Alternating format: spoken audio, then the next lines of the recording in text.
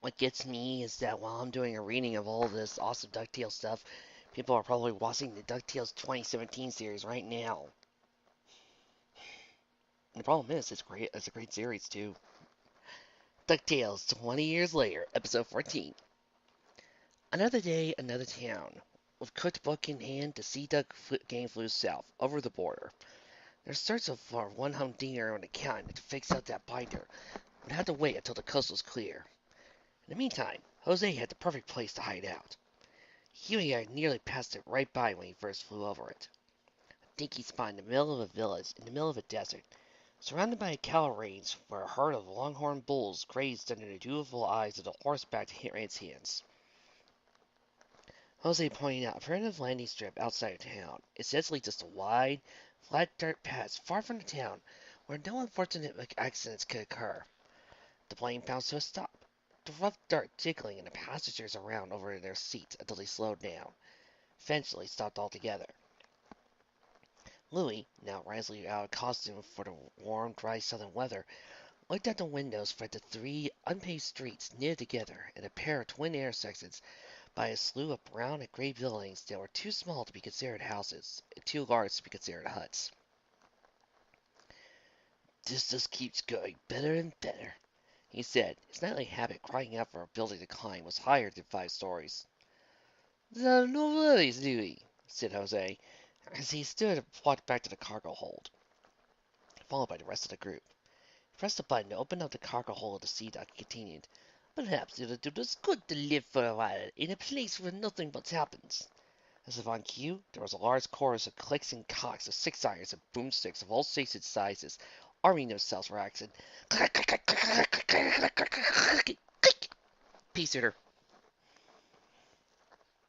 Jose, his face showing the slightest modicum of worry, twisted his head from its position, looking towards Louis and the rest, who were apart wide-eyed in shock, to where the sea of metallic sound came from. A gang of 40 angry-looking men, a motley crew of dogs and various common birds, some on horseback and all on tough leathers, ponchos, and white sombreros stood, pointing their various guns up into the cargo hold. Dewey raised his hands in the air and motioned for them to do the same. The ringleader began barking them in Spanish, and Jose translated. Please, they want us to come with them. And so was the crew of the Sea Doggles led off the plane and marched towards the tiny excuse of a village. There was an impact on the center of Dewey's back. Was forced to duck painfully to his knees. The group had been led, with jeers and laughs better left untranslated by those among them who knew the language. The door slammed shut, and they were forced into a small barred cell. The three Duck brothers found themselves at the bars, looking out over the room. It was probably at one point some police station or sheriff's office, but it had been taken over by the flamboyantly dressed cowboys. Huey looked to be the single man who stayed behind, who had a sombrero over his face, obviously sleeping. He began to speak to a man in Spanish, a language he had much better command over than Portuguese. He asked why they were being held, and they were simple tourists lost on the way to Mexico City. The sleeper said nothing as he was too busy sleeping. With no other circumstances in sight, the three boys put their heads together and entered in a hushed huddle. Do you think it's the VPR? You think they followed us from Brazil? Asked Dewey. Can't be, answered Louis. These are grade A rough riding mucho banditos or whatever. They're so Mexican, they should be on us. Real politically correct, Louis, commented Huey. They might be taking us ransom. Maybe they think we're tourists? Tourists, senor. The sudden boom, smiling came from a figure suddenly walked by the open door, began to speak. On a beautiful vintage bird, built to the brim with no luggage, no supplies, no company equipment. I think it is very unlikely. The entire group looked towards the entrance, where there was a silhouette backlit by the bright sun outside. He obviously wore a sombrero, but beyond that, he was too overpowered by the sun to make out any details.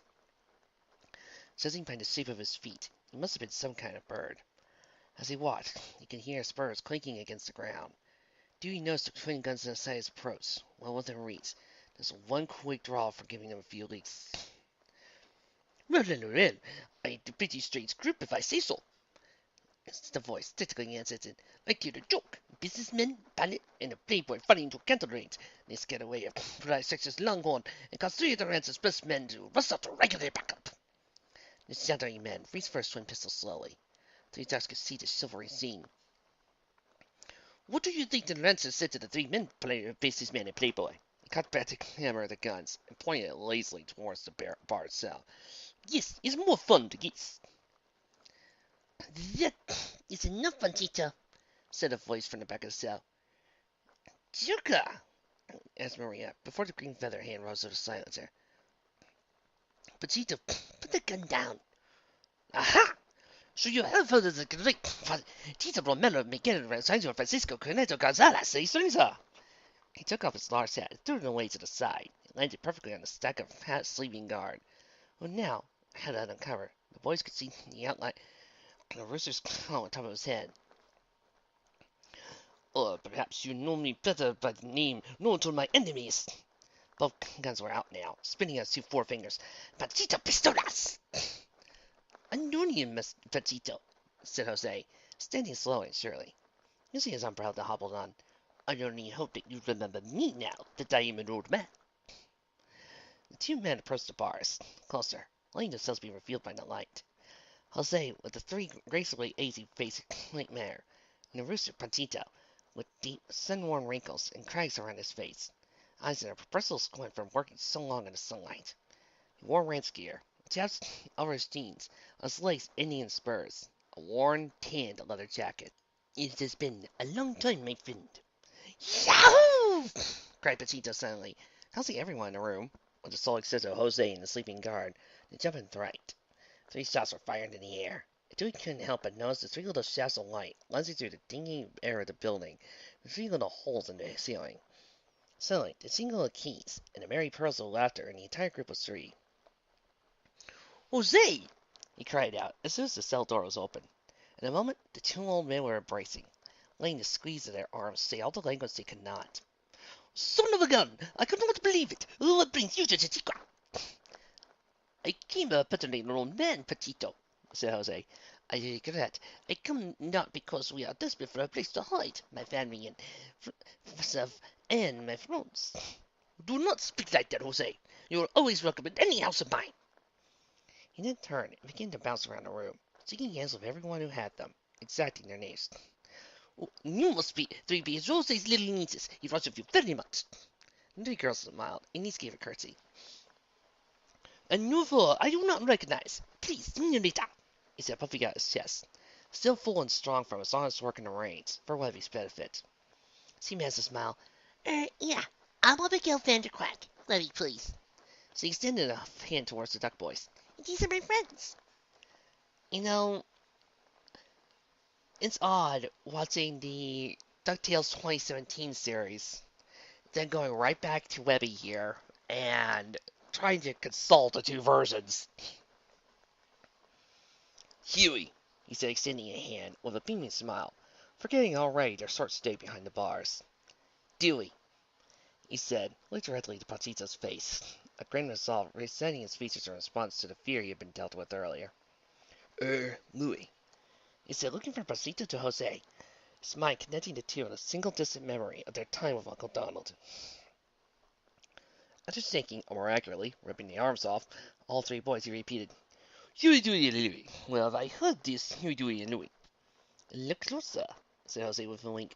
As busy as the one in red. Does not remind you of someone?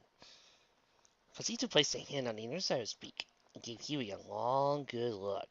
As his eyes traveled up and down the pilot, the white, his wrinkled face rearranged itself in a warm, amazed smile. You're the Donald's boys! Suddenly, all 3 were trapped in a circle in a back-breaking hug, with a loud, laughing voice pressing to their ears. Donald's little nephews, Huey, Dewey, and Louie. Oh, wonderful. Jose, what did you not right to tell me this? I had not to tell, my friend. We are in big trouble. Well, you continue but it on the way. We go to my dressers. You throw a fiesta in honor of my friend coming back to me, and my other friend sitting his love to his nephews. You will see everything I do here. How your uncle made it possible for me to begin my little cataracts, as was my dream. Come on. There are some days to burn. Of the many men who only an hour before had been less as intent on their minds, All of them were now drinking and laughing to the health and longevity of Jose, to the three Brazilian nieces, to the lovely Webby, and most of all to the three Duck brothers, and to Delia, probably to Hortense, to whoever the frack their father is, to to Scrooge's dad and his mom, to Scrooge's other sister that I keep forgetting the name of. Hell, they even began drinking to the whole entire freaking Muddlefoot clan. Some of them weren't even Muddlefoot's. Everyone's needs had been told of their adventures so far, and each brother, in his own way, was soaking up the sudden attention. Huey, yet another mug of frosty beers in his hands, and the three karaoke girls surrounding him, was telling a small parade of children, several of them red-colored hens and roosters, for the third time the attack of Caves is set by the Thembarians in Magic of Dispel, of course with a bellsmith. So, it was just me and Dewey there against an entire ship of burly Thembarians. Some kind of a hex had been put on the island, and I was the only one who could stop it, he said angrily in Spanish to the awestruck island. Dewey was cowering in a corner when I slapped him and say to him, "Put yourself together," I says. "Your time is the only thing keeping us from becoming just like them." As the Rencontre soldiered on, Louis sat nearby, sitting among the adults, a bit full of apologies moments before, but were now full of games and mischief. Garts was the name of the game, and Louis tried not to beat them too badly. Triple 18. I guess I win. The lads were a little less frequent on this side of the room, as the men betting against the plainly dressed American gringo showed out their meager pocket change to the zillionaire. Louis, for his part, laughed heartily and walked straight up to the bar with his earned winnings, paying for a round of drinks for all of his new friends around the dartboard. With cheer, the board was set up again, and new bets were made. After all, it must have been beginner's luck to allow the friendly American to beat their best player so badly. Elsewhere, at a smaller table by the wall, Dewey sat away from the raucous party he did not feel comfortable in. Between Jose and Panchita, they spoke of the past and of the present. Levy sat next to him, our arms hearing to encircle our bosses. "This town seems to love you very much," said Jose, looking out over the festive tavern with appreciative eye. "You have seen you done well." "See, you can thank your Uncle Donald for that, Dewey." He quaffed his beer, before wiping his beak on his sleeve and continuing. "These open lanes has always been my dream, even if the business is being taken over by all those new devices and machines.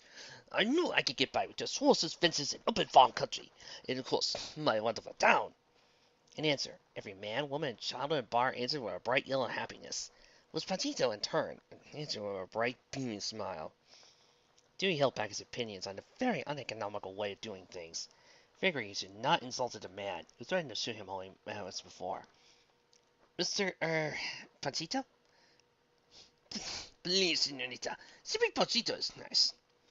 "Yes, Panchito, you weren't really going to shoot us, were you?" asked Webby, with a pleasant smile. "Of course not, miss. These, what do you say, pea shooters are only to show my emotions. I never use them on friends. Panchito," said a grim-sounding voice, before he lost his dismas. Jose seemed to lose his ever-present smirk. Panchito only grimaced at the news. This voice had come from a short crow, holding a shotgun to the back of the masked man. A dog, wearing a brightly colored poncho with a sling of numbers on the front. Dewey felt it, and realized he recognized the surefire signs. "A beagle boy," he called. "Here?" "They never over, Dewey, if they like rabbits." Panchito nodded towards Jose.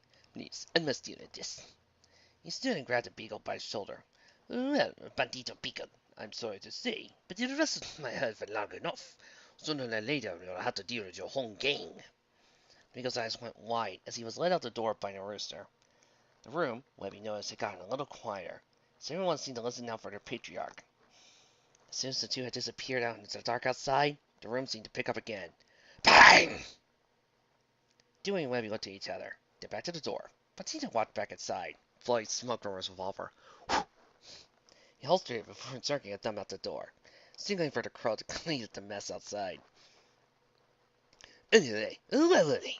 he thought for a moment, not letting Dewey and Webby's sudden reactions get him down. "Oh yes, I would never turn my gun on you fellows. You are like my family." Dewey couldn't help but think about the fact that Pachinko did not know they were family until Jose spoke up. He just couldn't stop thinking about it. Nor could he stop thinking about himself in place of the Beagle Boy outside.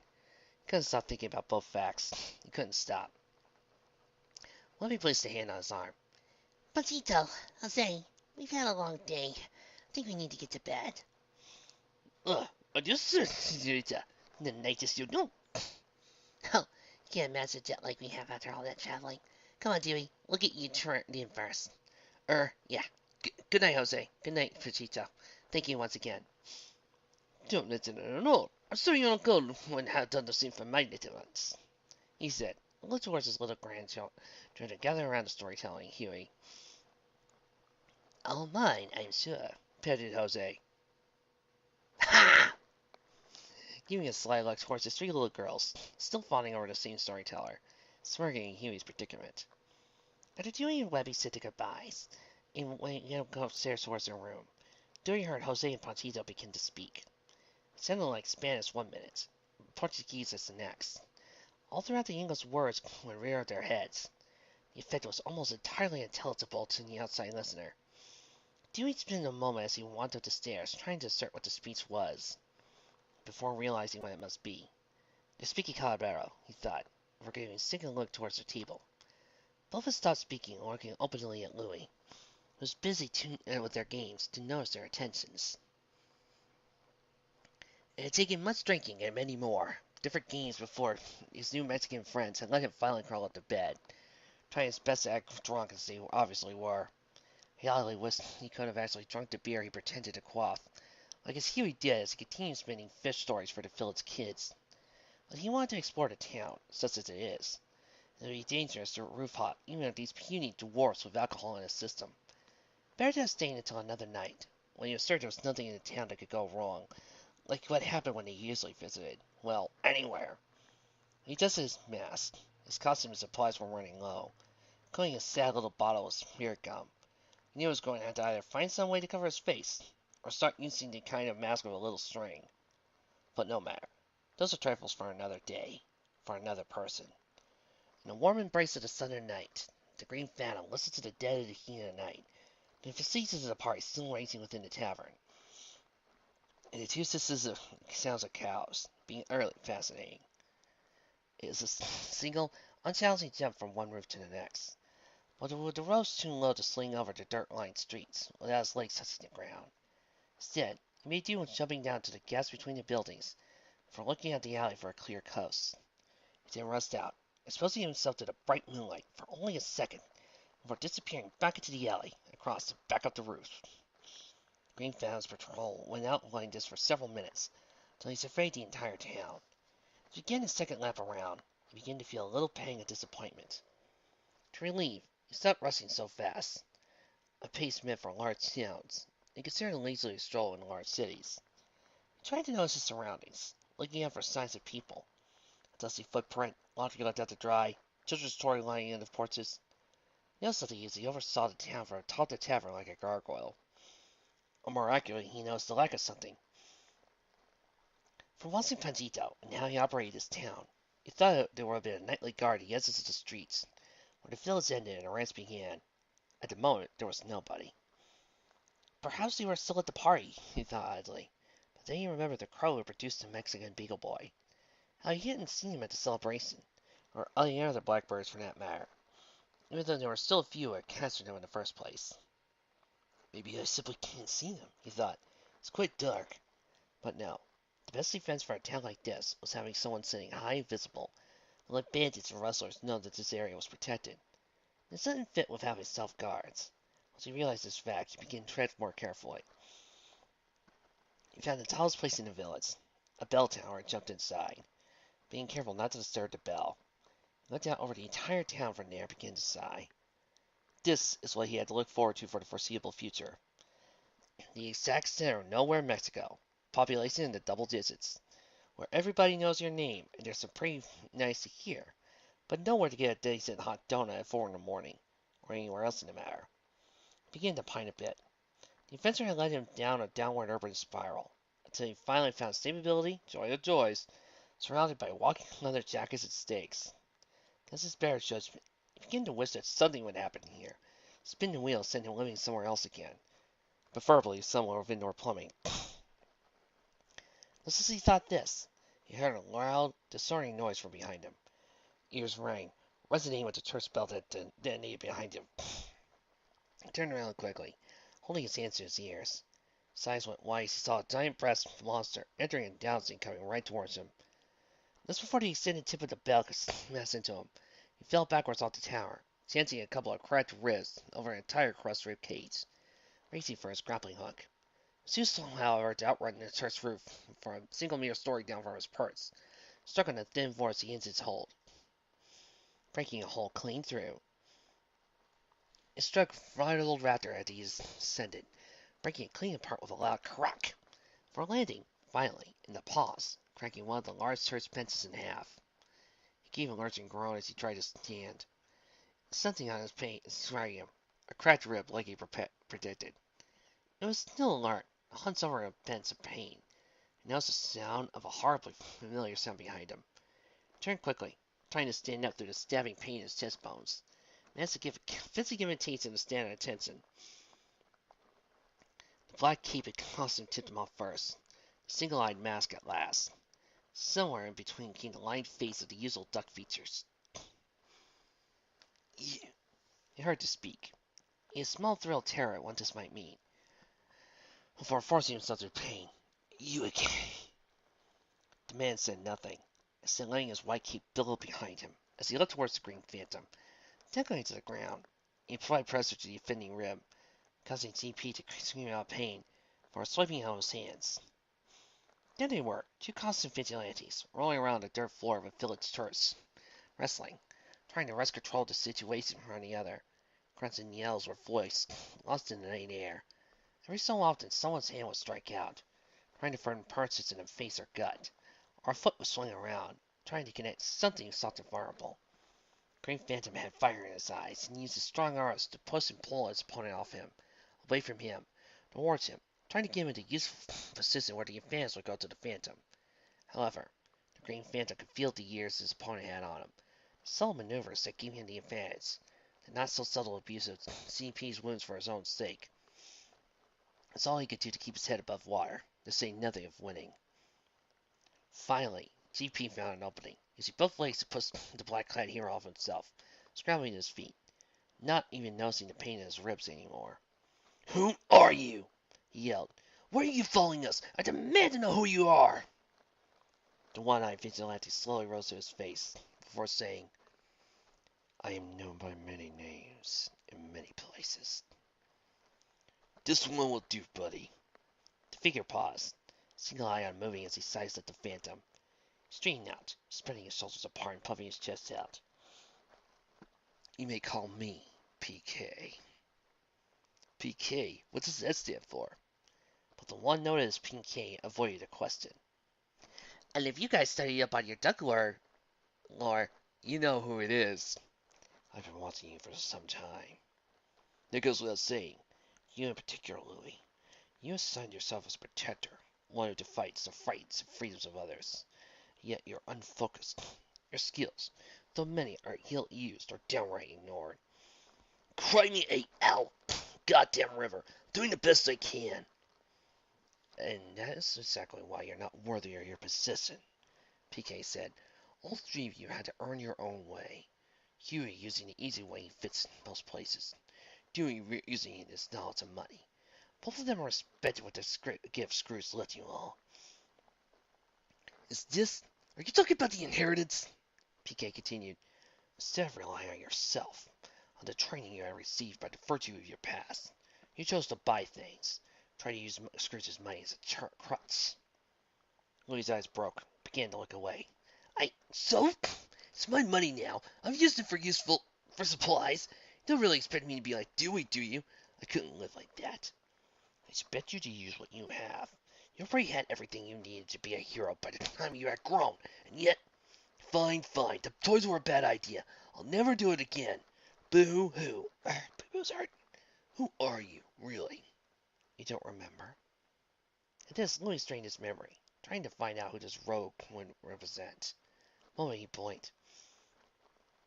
There, in Duckburg was a masked man like you once. Yes, just for a while. After Uncle Duck came back from the war, and Gizmo Duck had moved to St. Canard. He... That was you, wasn't it? God, I can't even remember your hero name. PK said nothing. So you're trying to tell me some ghost from our past who chose now, in our darkest hour, to come in and beat us up? Some hero. I've come to test you, make you all better. You're the one who needs the most improvement. Breathing hard, Green Phantom lowered down to a more useful position. Like a collared spring, PK did similarly, leaning for the intent to fight on the younger duck's face and body language. I'll show you a test. Hell damn it, you'll never forget. After a moment's silence, the two masked figures exploded, leaning towards each other like two wildcats, screaming with rag duck voices on their voices. Jose was up early, sitting next to a window by the tavern, a cup of tea warming his throat as he glanced nervously out the window. The drawn curtain over the window let none of the light in, except for the moments where he moved the rough cloth out of the way to let in a bit of light. Let's see in the grey morning. You're up early, said a voice. Dewey. Why? Jose looked up at Dewey's face with a kind, weary smile. I suppose I'm so used to rising early to make breakfast for guests, even with last night's festivities, I cannot break a habit. Lowered his eyelids and gave Dewey a strange, smirking glance. That's your excuse. I hope you slept well. Dewey's eyes looked away, even as his face rose up to meet Jose's. I slept fine. This is good. Yeah. Sleep keeps you strength for the next day. Yes. It is also a very good thing you had a good night's sleep. Right. And I simply haven't stayed up all night fretting for some such. But Jose finished the conversation. He moved on as he looked out the window. I'm worried about the phantom friend. Dewey breathed out, letting the hot stone of guilt settle back down into his stomach for later. Green Phantom? Did he go out? You need to sleep plenty early. It's crazy you're not going up the stairs. Yet your sofa is a craving to hug. This was, of course, nothing to do with the Green Phantom. Right. And he hasn't come back? I worried about him. I worried about all three of you. Before you came to me in Rio, I only remember you as neatly to Boy Scouts. And now I know you as, I hate to see it, you're growing to men, and I never got to meet you in between. I really. Jimmy nodded and sat, taking a teacup from the tray, measuring himself a cup. You don't have to worry, Jose. We can take care of ourselves. Jose didn't seem to listen and went on. I worry about you, Huey, and how much he seems to hate poor Donald for leaving you alone. I can't begin to understand it, but I cannot judge. I worry about Louis, whatever is driving around to the street when he should be in bed sleeping. Do you begin to speak? Our parents. Jose seemed to be interested, but deferred to his bare judgment. You do not have to tell me if you do not wish to. I cannot pry where I do not belong.